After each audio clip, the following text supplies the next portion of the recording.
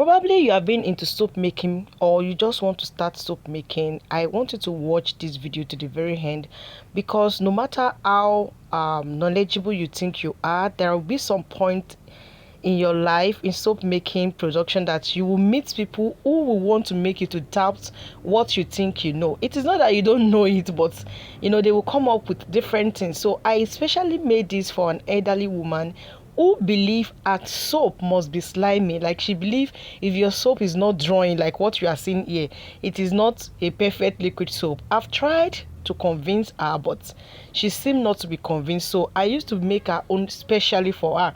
But this particular production, you can also learn from it because it is cost effective. You don't need much chemical, you don't need to spend much to make this liquid soap, and it will come out well. So this was specifically made for dishwashing purpose, but she wanted slimy, don't forget.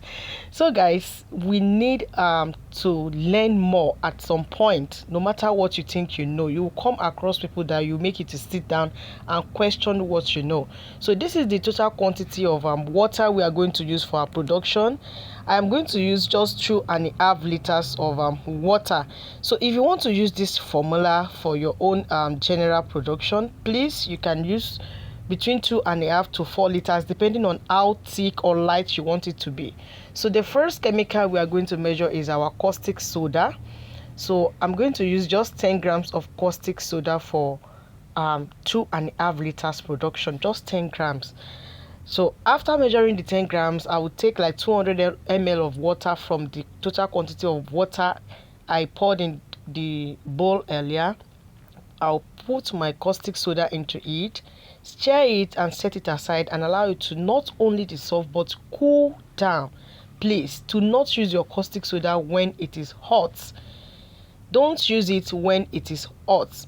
Then after that, I'll go ahead and measure the next chemical, which is my SLS, sodium lauryl sulfate. Please, whenever you are getting your chemical, ensure you get your chemical from a good chemical store. It is very, very important. We have adulterated chemicals everywhere now.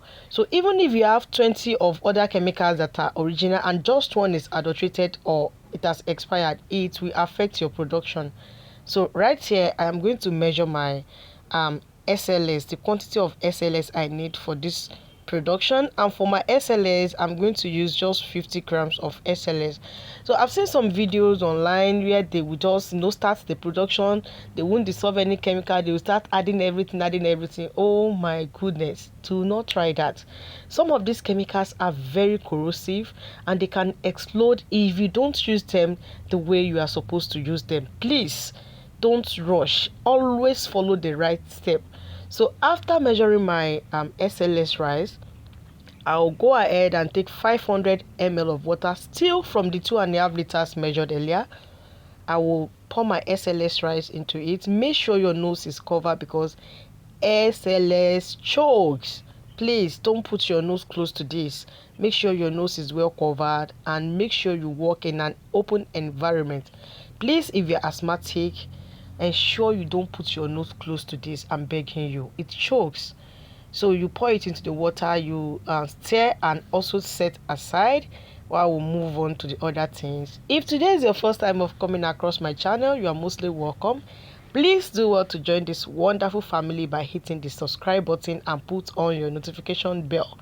So the next thing I am going to prepare and set aside is my color.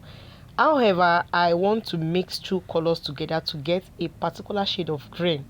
Yeah, I have like this shade of green we are seeing the stain on my working space, and like let me say, is this sunflower yellow or amber yellow, I'll call it. So basically I have two different colors I want to mix together.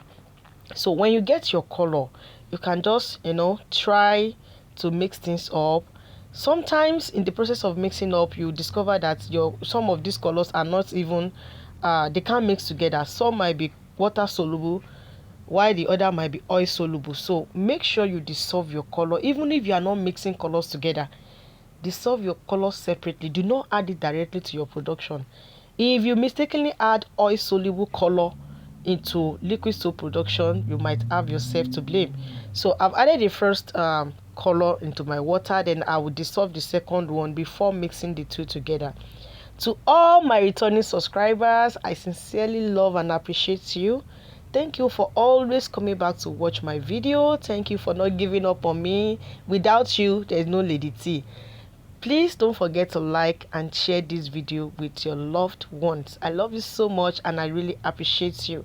So right here, I have poured the two colors together. So I will transfer it into a more transparent plate and bigger one so that you can see the shade I was actually looking for. So can you see what we got? Like that tender leaf green. I don't know the best English to use to describe it at this point, but I believe you understand what I'm talking about, right? So this is what I have. You can use your color without mixing. No, don't get me wrong. I am just trying to experiment something and I got what I want. So I will set it aside.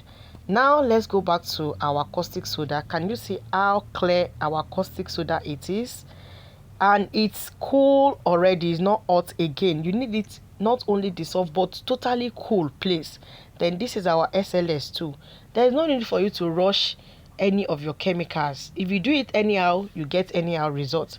So the next chemical we are going to measure now is our nitrosol. Nitrosol look like milk. Don't be tempted to taste it. Please do not taste any chemical, no matter how appealing it might look to you. So for my nitrosol, I will need just 40 grams of nitrosol. So for your own sake, you might need more or lesser depending on the quantity. On the quality. How quality your nitrosol is. Some might have been exposed to air. So after measuring it, I started adding it to my water. Are you getting me now? You don't pour everything immediately. You add it gradually and stir, a step at a time. So you keep mixing until you get what you want. So I keep on mixing till I got this consistency. Can you see it? So don't be in a hurry. It won't come immediately. Just keep mixing. Nitrosol is the base of your liquid soap. It is our thickener. So if you mix it at this point, time might affect everything you want to do. So this is what I got. I allow it to get to this level because of the kind of person I told you I'm making it for. So after that, you come in with your caustic soda. Caustic soda. Please make sure you mix each step very well before you add the next thing to it. It is very important. So guys, after adding my caustic soda to it, I will come in with my SLS. That's my sodium lauryl sulfate, the one that look like a grain of rice that will dissolve the other time. Then you add your SLS and you stir. So it will loosen up a little. Our base is going to loosen up a little. I know you might be wondering, can't I add water at this point? You can, but you have to be very careful. Let's say you want to add like 500 ml of water. You divide it into two. Add 250 ml, mix it, observe before you add the remaining. Then the next thing we are going to add is our sulfonic acid. Sulfonic and not sulfuric. They are two different chemicals, and I will just measure 30 grams of sulfonic acid. Please guys, this soap is not just for you to be slimming or thick. We want it to be also effective. That's why we are adding all these things, and we are not even adding much. There is no soda ash, there is no STTP, there is no Texapon, and this soap is still super effective for your dishwashing. If you want to go into business of liquid soap making, you don't need to spend much. With this formulation, you are good to go. So I will add my sulfonic acid and mix very well. At this point, the reaction of sulfonic acid and other chemicals might want to stress you a little. Normally, when you add your sulfonic acid, even when we are making hair shampoo, you will notice it will kind of swell up, right? So at this point, you need to eat well so that you can mix well. At this point, if you have not liked this video, what are you waiting for? Please give us a like, and if you have not followed, like, follow and subscribe. So I mix it up very well before moving to the next step. So right now, after doing that, I will take some quantity of my liquid soap, add it into my color. I am not adding my color into my liquid soap. I took some portion of my liquid soap, add into the color, then I will add my glycerin into it, then I will add my fragrance and my preservative. So for the glycerin, I added like 3 ml to it because of the little quantity I'm making. Same goes to my fragrance and my preservative. Now the glycerin, I told you I'm making it for an aged person, so we need to consider our skin. Apart from being aged, normally, as either you are young or anything, if you have access to glycerin, please add it to your soap production to protect your skin. So I will add everything together, mix it, then we proceed to the next step. Can you see what I'm doing now? I will not advise you to add your color, either you have dissolved it or not, into your soap directly. Same goes to fragrance and preservative. Some of these chemicals are very strong and they can break your liquid soap, but doing it this way will have reduced the harsh effect. Any power they have will have been broken at this point of you adding them separately and mixing before transferring it to your liquid soap. So please, some of you will make liquid soap and you say when you were making it, it was fine, it was this, but the moment you added color, the moment you add preservative, the moment is because of the power, because of the effects of those things. So please do it separately to be on the safe side. Please, it is very, very important. Chemicals are costly these days. It won't make sense you spend much money on chemical and at the end of the day, just because of a little mistake, your soap is gone. So after mixing it, now you can transfer it into your main production. So you mix it very well with your main production before we continue to the next step. Don't forget to like this video, don't forget to follow us, don't forget to share with your loved ones.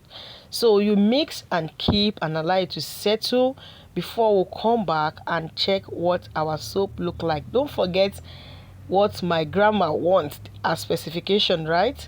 So can you see it? Is this slimy? Yes.